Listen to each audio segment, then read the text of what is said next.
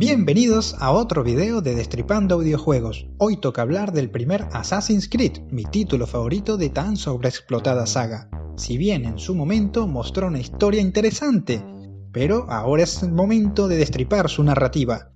Antes de adentrarnos a las instalaciones de Abstergo, los invito a regalarme un like si el video les gusta. Sin nada más que añadir, comencemos. El juego inicia mostrándonos lo que parece ser una simulación repleta de errores. Vaya, Ubisoft predijo el futuro de sus juegos con esta introducción. ¡Ajá! ¡Se mamó! De pronto se escuchan voces, la de un hombre que parece estar a cargo y una mujer. El hombre le pide a Desmond que se relaje para poder continuar con la simulación, pero la chica explica que Desmond se encuentra muy alterado y la conexión no es viable. Desmond es sacado de la simulación y reacciona de forma agresiva, a lo que el doctor le dice: Cálmese, le he salvado la vida. ¿Salvado? Me han secuestrado atándome en esa cosa. Si lo secuestraron, ¿por qué después de tenerlo cautivo no le explicaron de qué iba todo? Se ve que apenas lo apresaron, lo metieron ahí en el Animus a lo bestia. El Dr. Warren le explica a Desmond el motivo de su secuestro.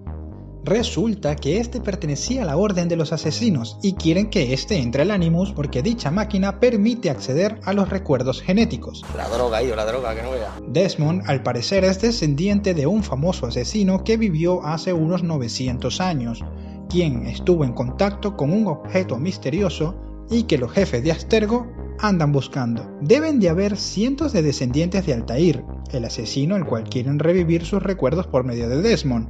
Pero, ¿por qué justamente él es a quien necesitan? ¿Cómo están tan seguros que es descendiente de Altair en primer lugar? ¿No les parece eso curioso? A todas estas, el doctor le explica el funcionamiento de la máquina. Pero, ¿cómo crearon esa máquina de tan sofisticada tecnología? Esa es una excelente pregunta. Antes de meterlo de lleno en la simulación, lo hacen pasar por un tutorial. Le explican los credos de la hermandad la cual pertenecía a su antepasado, ya que éste debe realizar las mismas acciones que efectúa Altair para lograr una sincronización perfecta y que no ocurran errores en la simulación. Ya dentro del recuerdo vemos a Altair con unos compañeros, están tras la búsqueda de un objeto templario, pero Altair, en vez de actuar de forma sigilosa como lo dicta la orden, decide atacarlos directamente. ¿Por qué sus compañeros no atacaron junto a Altair? Después de un conveniente derrumbe, Altair escapa. La simulación avanza hasta un recuerdo más reciente, donde se encuentra con su maestro. Este le echa la bronca por las cagadas que cometió, ya que no pudo recuperar el objeto ni asesinar al líder templario. Al menos sigo vivo. ¿Y tu hermano? Muerto. Por tu culpa. Tengo lo que tu favorito no encontró. Ten. Tómalo. ¿Cómo sobrevivió? ¿Cómo tan malherido pudo también robar el tesoro templario? Esas preguntas no me dejan dormir en la noche. Tras una interrupción, uno de los guardias les dice que los templarios llegaron a Masyaf, a lo que Altair sale a defender el pueblo, y en un momento de intimidación a los templarios, Altair debe arrojarse al vacío, realizando lo que se conoce como un salto de fe. Es imposible sobrevivir a ese salto, aunque para ser justos, en futuras entregas harán más de estos saltos irrealistas, convirtiéndose en una de las señales populares de esta saga. Luego de aquel acto circense, sucede esto.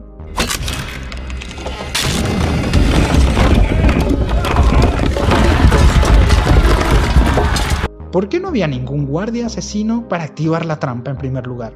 Aquí no hacemos esas cosas. Después de resistir el asedio, el maestro le vuelve a echar la bronca por sus acciones y finalmente decide que debe morir.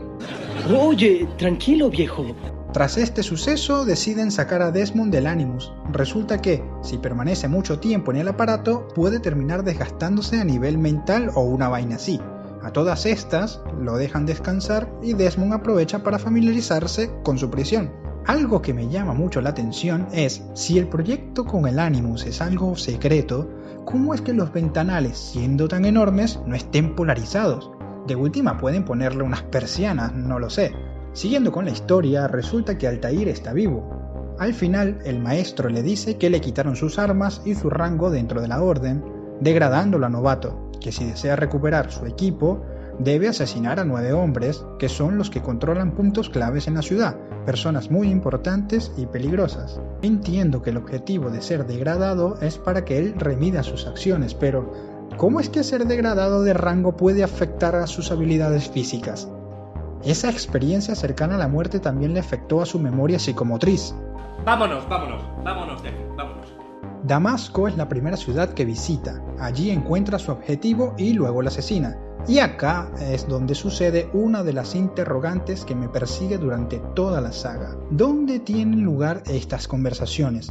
Se supone que son reales, porque Altair habla sobre ellas con su maestro, pero esto solo lleva a más preguntas. Partiendo de la base que se está recreando el asesinato de dicha persona y agonizando es que confiesa todo, ¿cómo es que los guardias no aprovechan para atacarlo? Se quedan a esperar a que conversen tranquilamente. Que alguien me explique cómo realmente se dieron estas conversaciones. Encuentro esto misterioso. Muy misterioso. Altair realiza los 2 asesinatos restantes y Desmond es sacado de la simulación. Una vez en su habitación, alguien le dejó una contraseña de acceso, a lo que él se dispone a salir e inspeccionar el lugar, y me pregunto, ¿cómo Desmond puede andar libremente si la sala está repleta de cámaras? Después del descanso, Desmond vuelve al Animus y se dirige hasta la ciudad de Acre, donde en una cinemática vemos al rey Ricardo I de Inglaterra hablando con el nuevo objetivo a asesinar.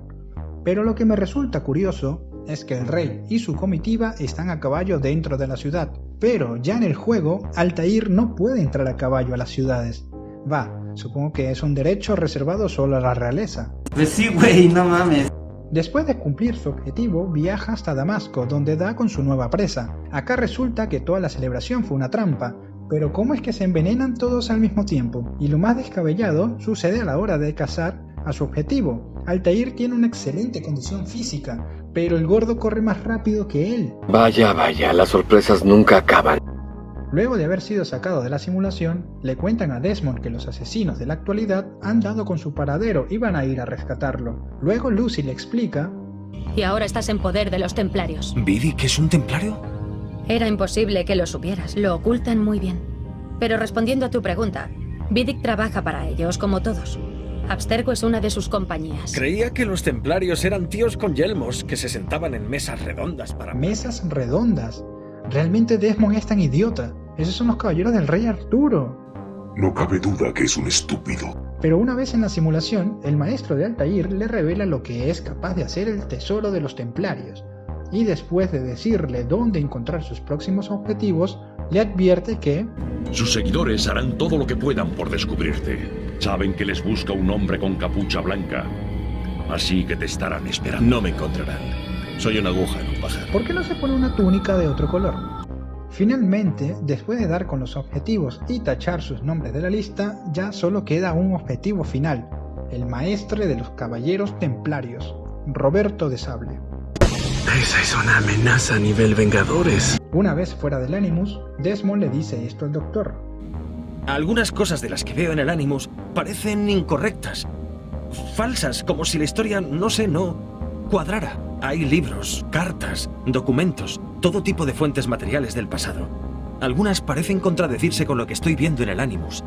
Es fácil escribir un libro y poner en sus páginas lo que a uno le dé la gana, cualquier cosa. Antes se creía que el mundo era plano.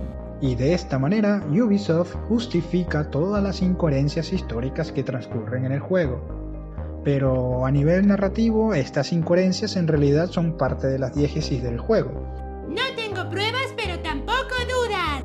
La historia lleva a Altair hasta Jerusalén, donde debe darle caza al gran maestro de los templarios. Una vez en el cementerio, se enfrenta a él y a sus hombres, y justo antes de asestarle el golpe final, decide quitarle el casco.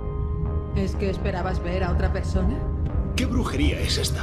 ¡Oh, qué machista! Soy machista. Resulta que la mujer era un señuelo para que Roberto pudiera escapar, ya que él pretendía reunirse con Ricardo I para unificar sus tropas con las del Saladino y así atacar la fortaleza de los asesinos. Una vez en Arsuf, Altair le revela al rey Ricardo I las intenciones de Roberto de traicionarlo, a lo que éste se defiende diciendo que todo es mentira y que no deberían escuchar a un asesino.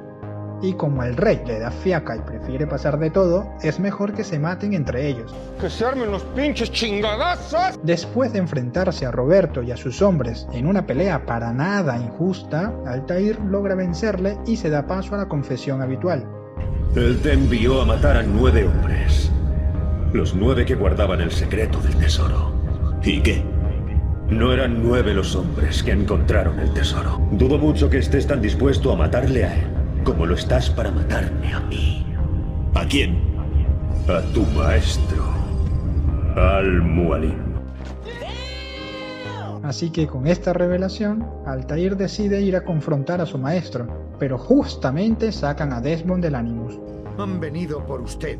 Desde luego yo no les he invitado. Y con lo fácil que es espiar a través de los enormes ventanales que no tienen persianas, no me extrañaría que los hayan localizado. Además, no hay que olvidar que Abstergo es una de las multinacionales cuyos edificios son gigantescos. En fin, de vuelta en el Animus, en Masyaf, Altair ve cómo sus compañeros actúan de forma extraña, ya que están bajo la influencia del poder del fruto. De pronto aparece Malik, y Altair le cuenta sobre la traición del maestro. Al-Mualim nos ha traicionado. Sí, y también a sus aliados templarios. ¿Cómo lo sabes? Después de hablar, volví a las ruinas bajo el templo de Salomón. ¿Cómo no se les ocurrió antes ir a ese lugar a investigar de nuevo? Esos hombres ya no son ellos mismos. Si puedes, evita matarlos. Lo sé. Esos hombres ya no son ellos mismos. Si puedes, evita matarlos. ¡Ajá! ¡Se mamó! Una vez en el patio, el maestro aparece usando el poder del fruto, manipula la mente de Altair para que imagine que lucha contra los 9 hombres que asesinó, y tras vencerlos se presenta al Mualim directamente. ¡Acércate, viejo! ¡Acércate! Este usa el poder del fruto para multiplicarse, en vez de, claro, asesinar a Altair directamente. Después de otra batalla contra este, Altair logra derrotarlo. Imposible. El discípulo no puede derrotar al maestro. Menos tú estás pendejo, ¿ok, hijo? Después vemos cómo del fruto aparece una proyección holográfica. Esto es lo que buscaban los templarios, conocer la ubicación de objetos que pudieron haber cambiado de lugar en esos 900 años de diferencia. De paso, los puntos en el mapa abarcan fácilmente cientos de kilómetros a la redonda, porque muy específicos no son. Los templarios ordenan la muerte de Desmond, pero Lucy interfiere por él, alegando que aún puede serles útil. Una vez solo, Desmond adquiere la habilidad del ojo de águila de Altair y comienza a ver manchas y mensajes por todas partes, a lo que dice: ¿A quién demonios habrán metido aquí antes que a mí? ¿Y qué le habrá pasado? ¿Qué demonios significa esto? Oh, Desmond, serías muy bueno haciendo estos videos. Me quedaron algunas dudas durante el juego que no son propias del argumento en sí, pero se vinculan de cierta manera. Por ejemplo, ¿cuál era la razón para que Altair tuviera que estar salvando tantas personas? Él no es Batman. A propósito, acá te dejo el link con el video sobre Batman si no lo has visto todavía. Tocando el tema del funcionamiento del Animus, se deja claro que si se realiza asesinatos que Altair nunca cometió en la vida, la barra de sincronización se disminuye, porque son acciones que no sucedieron. Entonces, ¿cómo es posible que Altair pueda destruir tiendas en las que el dueño claramente muere y esto no genere desincronización? ¿Realmente esas personas fueron un daño colateral? ¿Cómo es que los guardias no ven que él es diferente a los demás eruditos cuando pasan juntos? Y si llegaste a esta parte del video, ¿cómo es que no te has suscrito aún? ¿Quieres ver un video sobre Ezio? ¿Más videos sobre esta saga? Mejor vamos a ver anime. ¿Tina-chan wa doko?